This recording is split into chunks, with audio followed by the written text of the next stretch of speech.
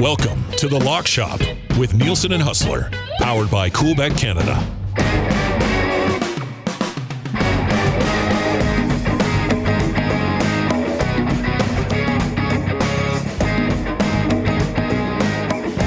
Hey, what's going on, cool bettors and lock shoppers? Welcome to The Lock Shop. Hus and Matty, I want to kicking things off for the week. Dusty is down at BP, probably crushing a great Canadian, maybe a pierogi, spicy pierogi pizza. What do you think? No, he always goes for the Thai bites. Thai bite. No pizza? I know he's a the Thai last time I was with him, he had a pizza, but it's very rare. He only eats one thing off menus. They have these great things. And I don't want to disrespect Thai bites and stuff. They're delicious. But it's such a good menu. Maybe try something different. He has the palate of a 7-year-old. We all know that. It's I'm sure at this point, Marshall and Elizabeth are far more daring with their menu choices than Big Papa Dusty is. Anyways, we could go down that rabbit hole for a while, but we've got a lot to talk about. Dusty will join us from BP. They're getting set up. He'll pop in, and we'll get to the week in the Canadian Football League. Early lines are out right now, and of course, it is fantasy football draft week for many of you. We'll kind of talk some fantasy in conjunction with some season totals and props on some of our favorite fantasy studs as we get into it today and continue the week. Matty, how are you? I am doing fantastic, Hus. An interesting game yesterday between the Elks and the Owls, but now we get set for what is always a great time of the year, which is Labor Day, and we get the Battle of Ontario, the Battle of Alberta, and then the Battle of the Prairies between Winnipeg and Saskatchewan, and how tight the West is. How tight the West has become. Who could have guessed this? Honestly, a month and a half ago, but here we are. The Winnipeg Blue Bombers second, and the Elks still fifth, but they're only 4 points back of second and 5 points back of first, so it's going to be a fun second stretch of the season in the Canadian Football League. The Winnipeg Blue Bombers started 0-4. They were 2-6. And at this point, a week from today, I could be on a bus coming back with a big rowdy crew from Regina talking about the first place Winnipeg Blue Bombers. That possibility seemed absolutely preposterous 3 weeks ago, Matt. And well, as you're saying it sounds preposterous almost. It is. Look, listen, the Bombers are 5-6. The Riders are 5-1. The Bombers have the tiebreaker on the British Columbia Lions. If they win on Sunday, they are first place in the West. And they'll just be 500. But it is truly unbelievable what's happened over the last month. I mean, and I'll include Edmonton in this, outside of the fact that they lost last night. But every single thing has broken the way of Edmonton and Winnipeg that had terrible starts to the season. BC has now lost 5 games in a row. Yep. Saskatchewan is winless in 5. They did sneak that tie in there against the Ottawa Redblacks, and that's why they're first place. But we, for all intents and purposes, are starting from scratch again at the beginning of the Labor Day weekend. Yeah. I mean, obviously Calgary and Edmonton have an extra game to make up, but not Edmonton anymore. Well, Edmonton, I just mean in wins. I see what you're saying. Like the fact that they didn't win last night, they're going to need to find another one on the way. Yeah, because Calgary has a game in hand. So they have that ability somewhere down the line where they'll be able to have that crack at that. But yeah, it's almost a stretch. I'm just absolutely stunned. Not as much as Saskatchewan, although the amount of losses Saskatchewan, they've been the tie is just wild in the Montreal game. It's the fact that BC's lost 5 straight and they don't look good. They look like a poor football team, and I think they should actually seriously consider, if he's healthy, going to VA for this game and not sticking with Nathan Rourke. They need to get a win. I think Rourke's going to get next week for sure. But if they somehow lose and go to 5-7, I don't think they have any choice but go right back to VA and say, you know what, VA, you're our guy for the rest of the way. Hey, we're sorry, VA. We apologize for this, but you're our guy. Yeah. Well, I mean, listen, I still don't think he's probably going to be there next year. No way. But they'll be and here's an interesting conversation before we get to the lines. I mean, I'll be honest, Matt. I don't know. Did you watch the Bomber game on Friday night? Yes, I did. So that was close. Let me tell you something. 5 minutes left in that game in the fourth quarter. You could almost hear the rumblings around going, wonder what Vernon Adams' situation is. Oh, yeah? I'm exaggerating a little bit, but it was really concerning. That was as bad of a game as Zach Collaros has had up until crunch time when they absolutely needed it. But listen, they were fortunate that their defense once again bailed them out and got the ball back as quickly as they did. Zach, and he owned it afterwards. I mean, he had a few really ugly picks, and taking care of the football has always been job one for the Bomber offense, and they've always been really good at it for the most part. And you look at what cost them earlier this season in a few of those games that they lost, they could have easily won. Well, I mean, they were losing the turnover differential. And man, I mean, it was really concerning just how stagnant that Bomber offense looked for a good portion of the game. Now, once again, Brady Oliveira was smashing it, running the football. And, they had a few good short plays, but they also lost a couple of offensive linemen, though. It looked, well, for sure, we'll get to that in a minute, but the lack of explosive plays and downfield passing, it reminded me of the Matt Nichols era. Ooh. And the one thing that Matt Nichols did was he didn't turn the football over. Mm-hmm. And they won a lot of football games with Matt Nichols. Running the football, not turning the football over, playing good defense, playing good special teams, and they'd win, a bunch of close games. They almost didn't win that game. It would have been, if they had lost to Hamilton, that would have completely reversed all the good that came out of that sweep of BC. But they found a way to get it done. And credit to Zach, as bad as he looked at earlier points in the game, it was nails on that final drive. Kenny Lawler gets the touchdown, and they move on to get the one. But it certainly was not pretty. And I was thinking that maybe the Bombers would go in. We were hoping that the Bombers would go in and make a big offensive statement. You know what? Kenny's back. We got our guys healthy. We're going forward. But the offensive line was a huge issue, as you mentioned. And that's Stanley Bryant. I don't know how it looked on TV. I don't know how much time they went away from it, Matt. But holy smokes, that was a good 15-plus minute injury break for a guy that has never missed a game in 9 years. And you could tell that it was serious. Now, thankfully, he was in stable condition. They updated us. He left hospital the next day. I think there were some serious concerns that it was something like a heart attack or something like that. That certainly was the concern from the field. I guess he'd been very, very sick all week and then went out and played. And I mean, because you don't normally think of heat exhaustion or dehydration 5 plays into a game, but I think he'd been dealing with that for a while. Anyways, everyone just hoping that Stanley Bryant's okay, and it'll be a big, big bonus if he can play coming up, later on this season or possibly this weekend, I guess. It's been a weird stretch for the Canadian Football League, though, because we had Ackland also go down and need the ambulance. Last week, we had an ambulance come out.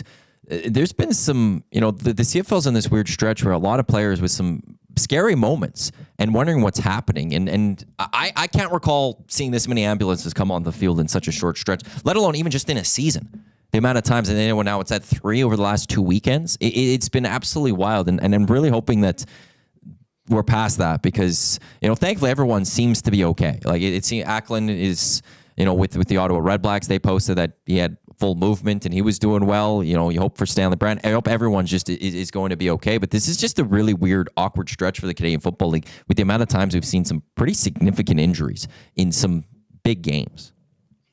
No, there's no doubt about it. Listen, it sounds like Dusty's ready to join us in just a minute. Matty, quickly, I know you've probably hit on this earlier on, but for people that are just joining us in the Talk Shop, quick thoughts on the Elks cover last night, but a tough loss against the class of the CFL, and just anything that stood out for you from the weekend in the Canadian Football League as we head into Labor Day. Yeah, well, you nailed it on the West, just getting tightened up for Edmonton and Winnipeg. Like, it was almost the perfect weekend. Only for Edmonton, the only thing that would have been better is actually if the Ticats would have beaten the Bombers, just to keep it a little closer. And then if Edmonton did their job yesterday, Boris Beatty, I'm very intrigued to watch the roster moves this week from the Edmonton Elks because they have a kicker on their roster in Dean Faithful. And is there a point where you can't just continue with Boris Beatty and you got to make that change? 5 straight third quarters, this Edmonton Elks team hasn't been able to score a point. So, I like the tea. Let's get the teacups out. Hey, and there's last year in Labor Day rematch. He was really good. But you had, this team that for 5 straight third quarters can't score a point. They didn't score a second half point overall. If Trey Ford plays in that game, I think they might be able to knock off the Montreal Alouettes. So if there was any thoughts in the coaching staff's minds to, hey, maybe look, this team's starting to win with MBT, and when Trey Ford's healthy, to stick with MBT, that should go. It should be Trey Ford. Elsewhere, I've got to buy in. I haven't want to buy into Ottawa. I haven't wanted to believe into Ottawa. I can't now just keep disrespecting them. We could talk about VA or Nathan Rourke throwing a couple picks, maybe still not fully feeling it, making some poor decisions. But that Ottawa team's finding ways to win. And Drew Brown looked pretty good as well. I'm buying right now the Ottawa Red Blacks a bit because they're going out, they're playing some good football, and they're getting the wins. And standing-wise, second best in the Canadian Football League? I've been disrespecting them all season. I've been saying, just this one. I don't think I could disrespect them anymore. I think I just got to say Ottawa might be a good football team this year. You know what? They are. They are. They're finding ways to win. Drew Brown looks great. Their defense is coming up big. And maybe Ottawa can be the Alouettes of this year.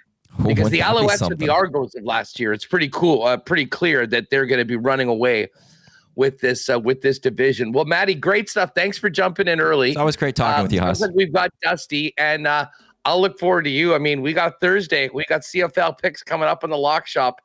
Biggest weekend of the year. The best weekend. I'm already excited about it. So we'll look forward to talking to you then. Thanks for jumping in. See you Thursday. All right. Look at that smooth little transition from Matty. I knew you'd have a beer. How many orders of Thai bites so far? No, man. So this is one of the OGs, and they still have some staff here that can make the smoked ham and chicken stromboli sandwich, which is like off the menu. But I've put in the request for it, and by the time we get to Oil Stream today, I will have a smoked ham and chicken stromboli sandwich sitting here waiting for me. This is the life, my man. Little Belgian blue moon or whatever, blue moon, and sitting back talking some CFL with my buddy Hus. Just continuing it through the weekend. How were your festivities after you left the Peg on Friday night? I was pretty exhausted last night when I finally got home. It was good. Like, I was lucky. My flight went as planned. I was worried that there'd be some sort of bump, but I ended up landing in Calgary at like 7:50 in the morning. Grabbed my vehicle, picked up my buddy in High River. We were on the course by noon. Excellent round. And this is funny. We didn't talk about this on my show this morning, but me and a buddy went head-to-head in like a 2-man scramble against 2 other guys. And the one guy in the other group's pretty good. Like, he shoots in like low 80s. I shoot in the mid to high 90s. My other buddy. So we set up this 2-man scramble. He was talking a bunch of trash. And we're like, well, give us 18 strokes. He's like, okay, I'll give you 18 strokes. And then his partner was one of our other buddies who really sucks. And we're like, and we get to choose 5 holes where you have to use Clint's drive, but we'll pick it before he drives it. Like, we'll take a shot on it. So we did. We set it up, and we were going to bet sticker opportunities or first round picks on it. We ended up just deciding to settle on cash. He gave us 18 strokes. We won 14 holes, split 3, and lost 1. And we actually would have beat them outright. And he gave us 18 strokes, but we would have beat him outright. So we're calling it the biggest, most stunning golf upset of all time. And then that led into 2 drafts. We didn't even start our hockey draft until like 10:30 at night. And we were doing it outside. So we had to light this little patio area. And we did finished about 2:30 in the morning. And it's exactly what draft day is supposed to be, man. It was the best. I loved it. That is a truly great, like, you know what? If you're going to work to get away from the wife and kids for a day, max it out. Max it out. And it sounds like you did exactly that with the golf and then the football, the hockey draft, and packing it all in. I was just talking to Matty about last night and the Elks loss.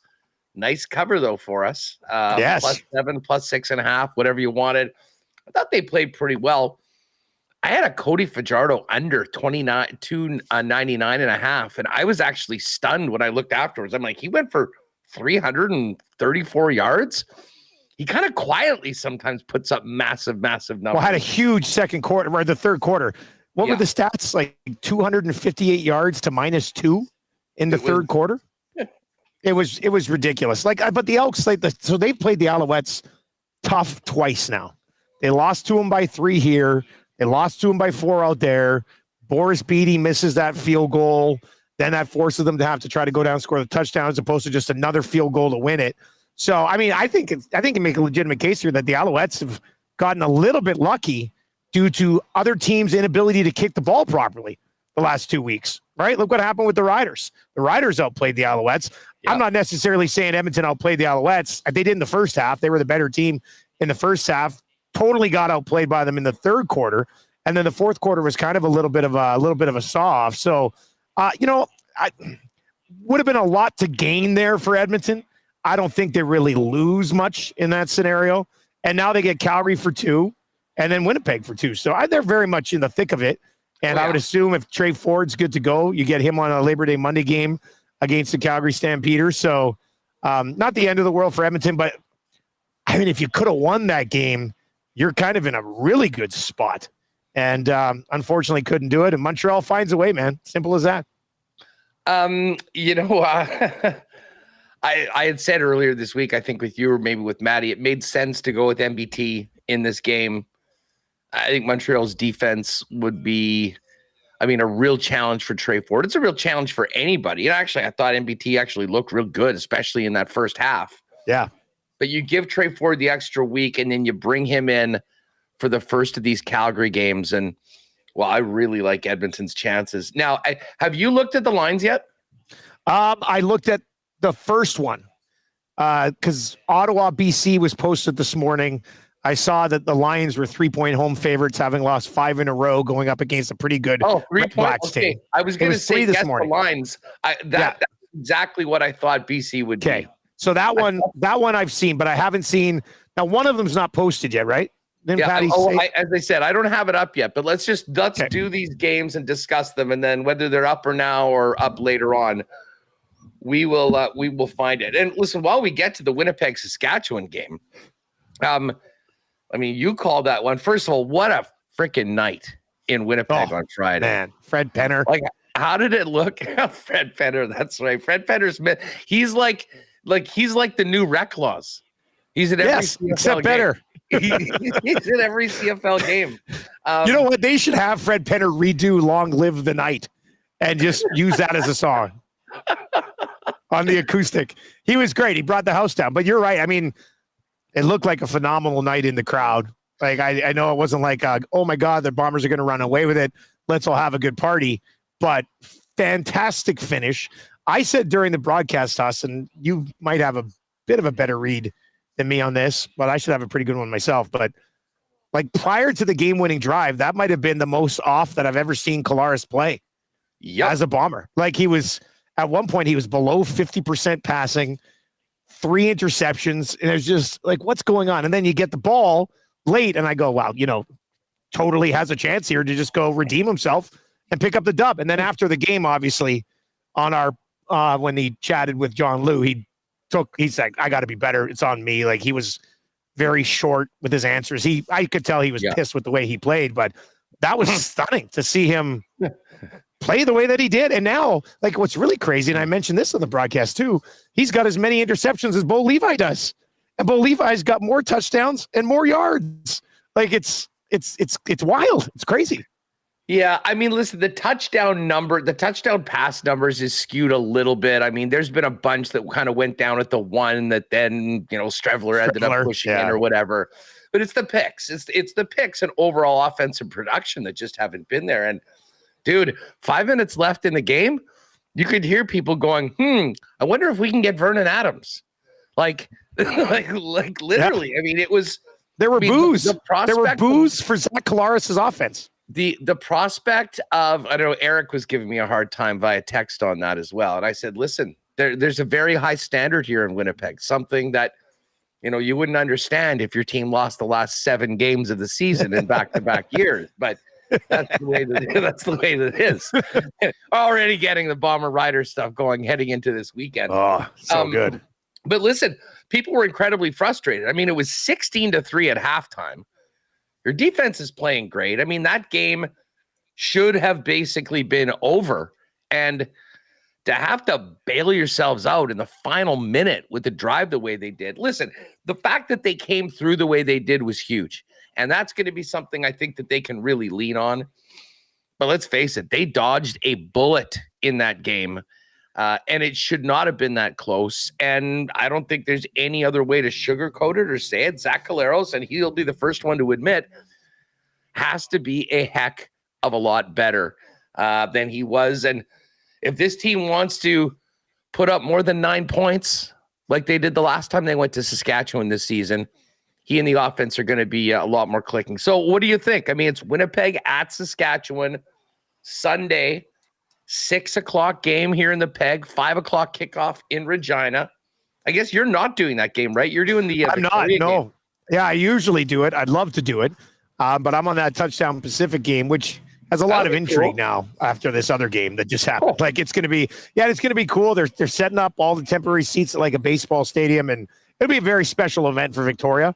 So yeah, I'm looking forward to being a part of that. I've never got to do Touchdown Atlantic on the other side. My sisters live in Victoria. My parents are going to happen to be down there, so I'm going to go swing by. Look, Joaquin Gage in for the patio show. Look at this, Gager popping in. We got a nice little patio show set up here today. So, but yeah, and then I'm going to Calgary, Edmonton for the game on Monday. But as far as the Riders, man, I will say Saskatchewan -3.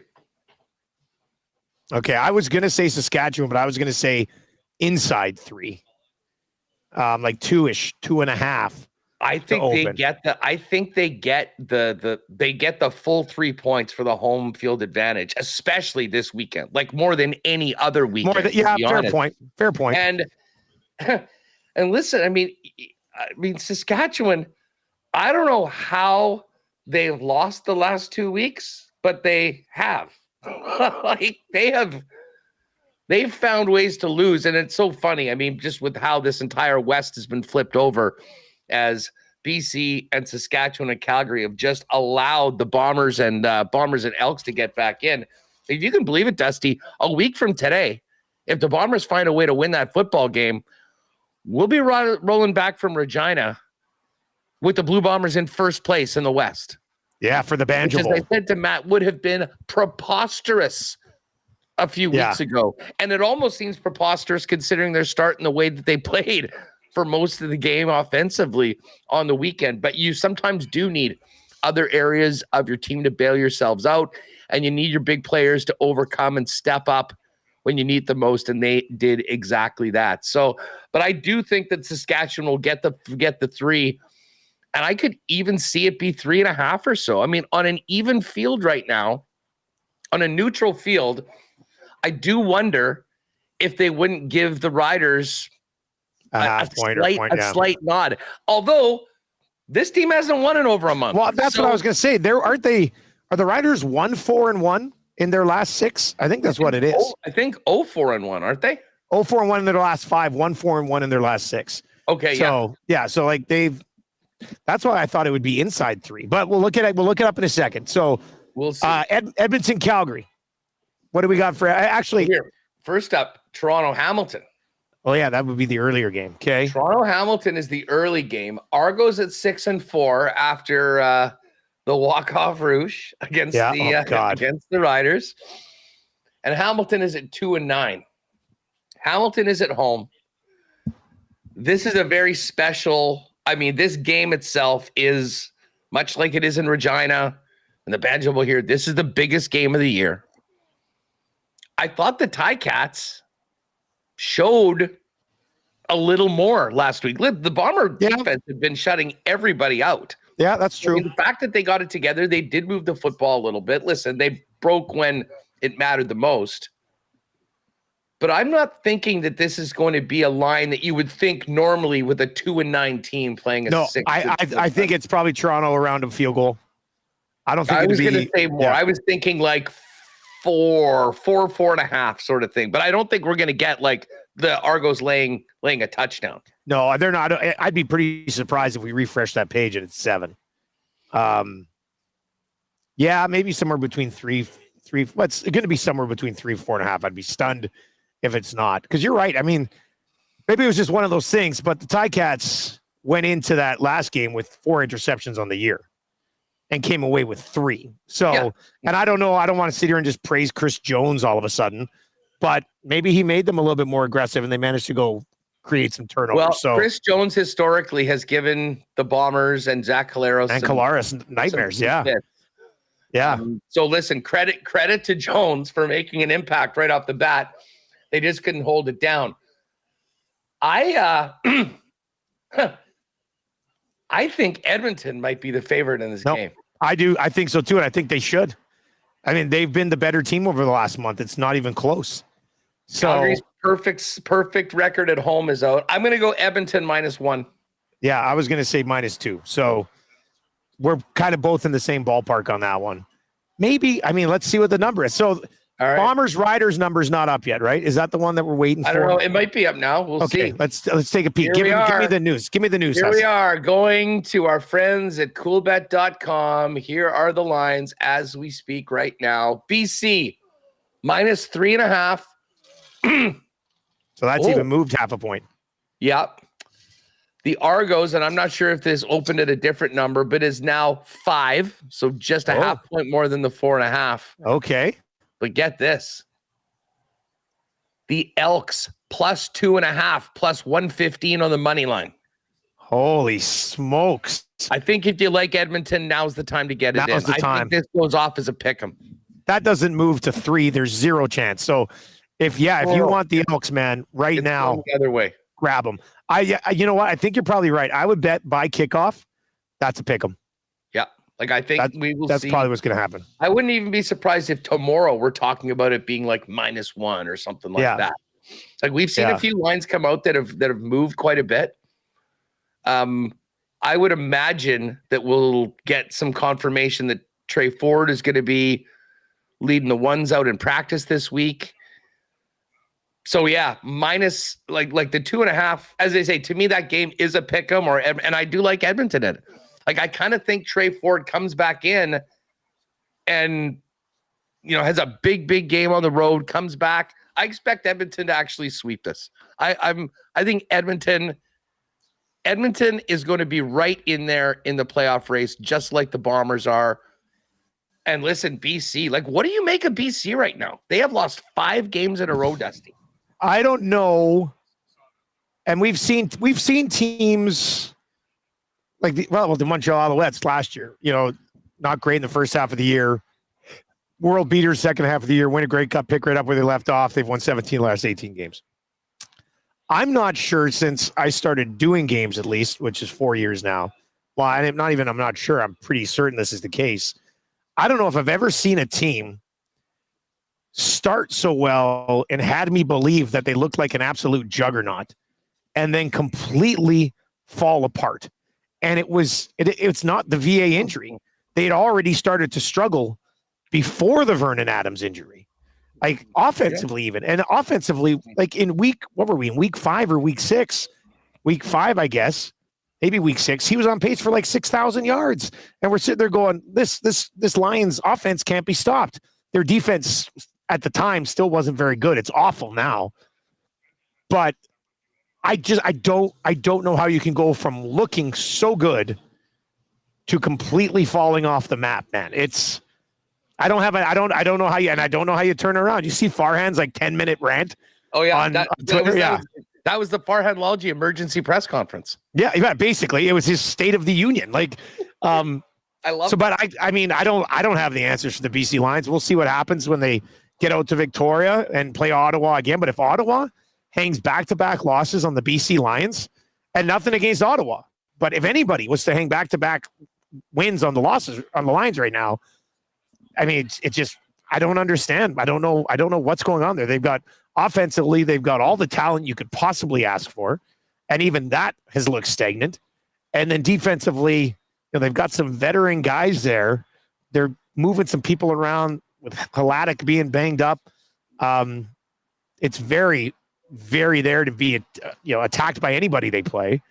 I don't know. Maybe they were just a facade for the first 2 months of the year, but it's crazy to see, and I don't have an answer for it. Well, we'll be all over the CFL this week. Awanik is going to be in with me on Thursday, and we will make our picks. We'll get Dusty's picks, and the action actually doesn't get going until Saturday this week. So that's right. We'll have the full reign of 4 games to throw in for our Labor Day combo, and we'll put our heads together and bang those out on Thursday and get them up after that day's lock shop. One thing I'd just like to point out right now, and Pat mentioned this to me today in our group chat. Before we get to the NFL, the odds are up for the real Labor Day Classic. Joey Chestnut versus Takeru Kobayashi. Hot dog eating contest. I'm going to have to get some more details on where this is happening. I am assuming that they will use similar dogs to the Nathans, but it's dogs and buns. Like just, exactly like the same size and everything. So let's assume that will be the case. Like the winner of this, Chestnut's minus 1,000, Kobayashi's plus 550. We do have prop numbers, though. The Joey Chestnut total in 10 minutes is 62.5. Oh, wow. I mean, I think we might need to get on the over right now on this, because I think that number either might change or it might be juiced up. The Kobayashi number is 49.5. Honestly, it would be quite disappointing if both of these athletes didn't go over the number in this event coming up on Sunday. Yeah, if Kobayashi comes in and drops 44 on us, you're going to be pretty disappointed. What are we doing here? I mean, again, some would say this is kind of like Brett Favre going to the Jets. Although, keep in mind, then he went to the Vikings and had an MVP level season. So I think an all-time great like Kobayashi still has it in him. Although he did retire a few months ago and said that he was no longer hungry. So I do worry. I mean, I think this is just a chance once and for all for Joey Chestnut to smash Kobayashi and establish himself without any doubt as a guy that beat everyone one more time. We'll stay on top of that. But can you imagine if Kobayashi pulls off the upset? Oh, like it's unfathomable. But if he does, it changes his legacy forever. It just does. There's no doubt about it. Then the questions are, what if he was allowed to eat in these last? How many mustard belts does Joey Chestnut have that are tainted because Kobayashi wasn't able to participate? And now, in the ultimate of ironies, because Joey Chestnut's deal with a plant-based hot dog company, he was not allowed to compete. So now the two greatest names in the history of the sport are going at it on Labor Day weekend. It sets up the ultimate rematch, buddy. I will say that. New Year's Eve on Netflix. Kobayashi, Chestnut, the rematch. I need to find out more information about who's putting this on and where it is, because I'm just looking at the time. So this is going to be on Sunday at, this is on Labor Day. So this is on Monday, 2 p.m. Winnipeg time, 1 p.m. out in Edmonton. So I'm going to need to be watching that on YouTube on the way home from the bus. Can you imagine the entire bus crowding around a couple screens, cheering for Chestnut and Kobayashi coming back from the Labor Day Classic? What a moment! I'm already looking forward to it. Hey, one quickly, we'll get to some NFL stuff. We got to talk about Danny Jansen Day. We'll get to that. Yeah. But just on they're not up right now. There's no future. But who would be your betting favorite right now, Hus, for CFL MOP? Oh my God. This, I have no idea. I literally have no idea. Like, is it still Vernon Adams? Can't be. I just don't. I don't know. Like, to me, I've had some thoughts on this, and we've had a lot of discussions on the TSN crew out having drinks or whatever.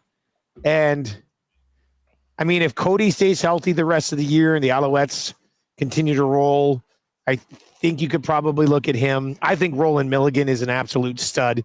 He's on pace to set the all-time knockdown record. He's on pace for like 12 interceptions. He leads his team by far in special teams tackles and tackles. We could have a defensive guy. He's doing everything. Mm-hmm. But then I also think, depending on how the Bombers finish the season, Brady Oliveira could be there. But here's the issue with Brady. We're going into week 12 or 13. We're going to Labor Day. He doesn't have a touchdown yet this season. So how can you hand a MOP to a guy who doesn't have a touchdown in the first 12 weeks of the year, 11 weeks of the year? Like, so I don't know. I honestly don't know what the answer is here. He has no touchdowns? Brady Oliveira has no receiving touchdowns and no rushing touchdowns so far this season. That is absolutely bizarre. Yeah, it's wild. Well, like when they get within, how many does Strebler have? He's got 7. Everything. He's got 7. He's vulturing all these. Now, with that being said, Prukop used to do it too. But when they get to like 3 or 4 yards out, now the Bombers will bring in Strebler. 3 or 4 yards out before would have been Brady Oliveira time. So yeah, no touchdowns for Brady Oliveira. So I don't know how you can make a case for him either. Well, so he was the MOP nominee last year. He had 2 touchdowns on the entire season. He only had 2 touchdowns last year? I'm just looking this right. Okay, sorry. No, I'm looking on the other side. No, he had 9. Sorry. Okay. God, you scared me there. 34 and 9. And he had over 500 receiving yards too. Right? Yeah, and he had 4. He had 482 in the air and 4 touchdowns. Yeah, 2,000 yards of offense. I think it's a little bit of an anomaly. And as I say, I mean, I guess the touchdown numbers do count, but he had a couple really, really quiet games to start off just because he was kind of hurt in training camp. Yeah. And since then, he has been an absolute bulldozer. But I'm listening. Like, it's got to be Cody. It's got to be Cody. I think it's going to be Cody. And I think Cody's probably a clear favorite right now. Milligan is a great point, though. I mean, and it will take him to continue doing that. I mean, like, we've only had, one? Elamimian won. There's been 2 that have won it. Elamimian, and then you have to go back quite a ways. There was a guy in the secondary, I believe, who won it a long time ago. But that's it. So, but Milligan would have to, he would have to get 11 or 12 interceptions, lead the league in knockdowns, be close to leading the league in special teams tackles, be close to leading the league in defensive tackles, and not have one of these quarterbacks sort of separate themselves. Like, that's what it would have to come down to. He's a long shot. I do know one of my buddies did text me. He's like, just so you know, I've bet on Roland Milligan at plus 10,000 for MVP. And I was just like, worth a sprinkle. You just don't know. So, yeah. You're not getting that number now. I'll tell you that much once they get back up on the board. But yeah, Brady right now he's rolling for 100 a game. I'm really interested to see what the Bomber offense does against the Riders on Sunday. Not only because I'll be there, but how does Zach bounce back from last week's game? Can the Bombers still run the ball with the efficiency? I mean, like the last 2 games, he's been going like 7 yards a carry. I think it was 10 carries for 78 against BC. Then he had some receiving, and then he had plenty more rushing last week in the game. Was at 100 relatively early on. It was an easy win for our final play of the day last week, as I put out. Brady Oliveira over 85 and a half yards. So we can get into this more over the next. Well, I guess you're not here tomorrow. Tomorrow we're going to have a big NFL Futures show with Pat and Jake. Friday, we're going to get you ready for the start of college football season. And I know there was college football week 0. I am 1-0 on the college football season with my Georgia Tech plus 10.5. Didn't have the stones to bet them to win outright, but they did. So that was nice. But Patty and Jake are the college football guys around here. We'll lean on them for some picks in that final game. Matt and I will be doing all the CFL picks coming up on Thursday. So on Wednesday, when you're back, we can dive into more of our favorite NFL plays for the season. And I'll be getting into more of that tomorrow with Pat and Jake when they jump on. Hey, just because I got to run in just a couple minutes. We got someone coming in and taking over for Remo for the week, so I got to get out a little earlier than normal. But fantasy football draft, Dusty.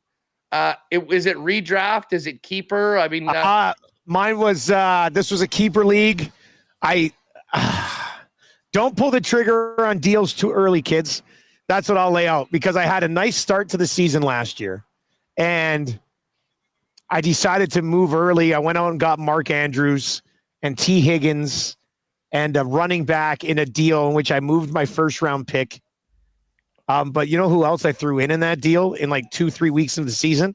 Sam Laporta from my own team. Slow start to the year. I was getting Mark Andrews. Mark Andrews gets hurt. The guy who got my pick ended up picking like 5th overall with it and had Sam Laporta as a keeper. So it just killed me. I ended up keeping CeeDee Lamb. I got CeeDee Lamb in like every single league I'm in. So I ended up keeping CeeDee Lamb, Mark Andrews, Pacheco, and I can't even remember who my other receiver was. I kept another receiver. And but yeah, so I was missing a couple picks. I basically went down to Lethbridge for this draft. I didn't have my first or second in football, and I didn't have my first 6 picks in the hockey draft. I didn't pick until the 7th round. So I made like a total of like, I don't know, like 14 picks in 2 drafts. It was awful. But I ended up winning the hockey draft, so that was good. Sam Laporta, over under 850.5. Big number for Laporta. I take the over on that, because if Amonra gets banged up at all, he's going to destroy that number. You know what I mean? Like, I think that's a pretty good number for him already, but there's still like even more upside if something were to happen to St. Brown. So, yeah, geez, I love that number for Laporta. It's so funny that you're all in on CeeDee Lamb on all of your teams. And I am all out on CeeDee Lamb, and I've been all out. Like I've never had him on one of my teams. I think I drafted him once and traded him right away as far as a bigger play. Like, he was a monster last year. Don't get me wrong. He was a beast last year, but he disappointed me for like 2 years before that. Yes, and now I really wonder about. I mean, the Cowboys are. I don't think they're going to have much of a run game this year. Like, so much of it seems like it's going to be all about CeeDee Lamb. Like, I kind of think that like he's going to be doubled. Like, he'll still get his, but I don't know whether he's going to hit his ceiling. Like, I'm going into a draft tomorrow, I think, or the next day, where I have the 2nd pick, and it's a straight redraft league. I'm assuming that Christian McCaffrey is going first overall. So I'll have the pick of everybody else. Yeah. My brain tells me to take Tyreek Hill. And just like whatever, the guy's clockwork, like he's always pretty much out there. He's going to get 1 million balls, so dynamic. And I don't think you go wrong with that. But I'll be honest, Dusty, I am thinking long and hard about potentially taking Breece Hall at number 2. Oh, wow. I think Breece Hall has the potential to be RB1. I think he could be the top player in the league this year. They've always been a team that's liked to establish the run. And you think about Rodgers and Hackett offenses in the past, like what they do with play action, it helps the passing game, but it also definitely helps the run. And he was so productive last year with the most incompetent quarterbacking in the league. Like, what happens to Breece Hall's ceiling when they can put 8 in the box on every single play? I think he and Bijan, like I know in the past few years, we've gotten away from having the first 6 or 7 picks be running backs. The receivers have taken over so much more. I don't know whether at least the super elite RBs kind of return to that level of prominent scarcity. Certainly, CMC won a lot of people their leagues last year. I kind of think that Robinson, too, in Atlanta, although I'm less sure about that. Those are the 3 guys, though, right? It's kind of CMC and then flip them however you want. Breece Hall, Bijan Robinson, and then it kind of falls off a bit. I don't think you're crazy. Like, I was listening to a couple of fantasy football podcasts when I was driving home from Lethbridge yesterday, And, CD's dropped off a bit just because of the contract situation. Well, yeah. Justin Jefferson's quarterback situation isn't necessarily ideal. Mind you, he'll get targets no matter who's throwing to him. Yeah, I think he'll be fine. But I look at it, and I would probably still go Tyreek Hill, man, but I don't think it's crazy to go Breece Hall or Bijan there. But what is it a 3 wide receiver league? What is No, it's two wide outs, two running backs, and a flex. Yeah. You could go Breece Hall and then get a decent wide receiver at the end of the second round. Well, yeah, and then you're also picking second in the third round, right? Yeah. Yeah. So, I mean, you could start Breece Hall and go wide receiver, wide receiver, wide receiver. Or you could go Breece Hall. What you could do is you could go Breece Hall, wide receiver, and then possibly early in the third, Laporta or Kelsey might be there. And then take another receiver in the fourth round, and then go receiver or running back in the fifth round. You know what I mean? Like the tight end position, I'm not sure. Unless, I picked Kelsey in one. I wanted one more run with my Mahomes healthy stack. But that was sort of more my heart. Like, I kind of think that you can wait on the tight ends a little bit more. Like, for the Laportas and the Kelseys and the Andrews, you've got the McBride or whatever his name is that are in Arizona. Yeah. I mean, there's some other, and Evan Engram. People are sleeping on Evan Engram, man. He was crazy good last year. Yeah. And I know, it seems like the receivers have been changing around. Ridley's gone. They brought in Brian Thomas. They brought in Gabe Davis. He might be the guy that Trevor Lawrence feels the most comfortable about throwing to. So I'm really high on Evan Engram, and I think he's great value where he's going right now in the drafts. Well, listen. We'll have our favorite guys, fantasy-wise and prop-wise, when we do this on Wednesday. But I will throw that back to you. Let you get ready for a little oil stream. Who's all here for the party on the patio today? Me and Tommy. We got a table, 7 or 8 nasties already sitting over there, and oil stream hasn't even started yet. So yeah, it's gonna be. And we got a beautiful day. This is perfect. This is right in my wheelhouse. What is it right now? 22, 23 degrees. That's all I want. I don't want 26. What is it, Tommy? Give me the good news. 19. God, it feels beautiful for 19. This is great. We have 21 and sunny here, which is beautiful. Nice because it was 32 with max humidity heat warning all weekend. So gross. No thanks. Not in late August. No. All right. So you have a good show, and I'll talk with you on Wednesday, man. You bet. Take it easy, pal. There you go. That is Hus from Winnipeg Sports Talk. I got Tommy Gazzola next to me over here. You can see his arm right now. He's going to join us for the oil stream. We'll move the camera over a little bit for oil stream, and we'll do that around noon. So all you Oilers fans, be ready for listening on TuneIn or iHeart or at EdmontonSportsTalk.com. And if you are around the area here, we're on the Calgary Trail patio, Boston Pizza. If you want to swing on by, that would be great. Come on down. A few beverages flowing. I see Hernan Salas is over there. Look at this guy grinding for the new show. Got to love the commitment. Come on down, hang out for a little bit. We're going to dive into a question that I posed earlier on the Nielson show this morning, and that was, what's the best possible third line you can build that isn't Henrique, Janmark, and Brown? So we'll get into that a little bit. We'll talk a little bit about Tyson Barrie and more of your questions. Obviously, text them in 780-218-9999. I do want to get to one text that came in. Fantasy folks passing their text messages along. Hey guys, I have a draft for a three-year keeper league tonight. I picked second. Would you still take Hill over a guy like Lamb or Jefferson, assuming CMC goes 1? That's a tough call. 3-year keeper league.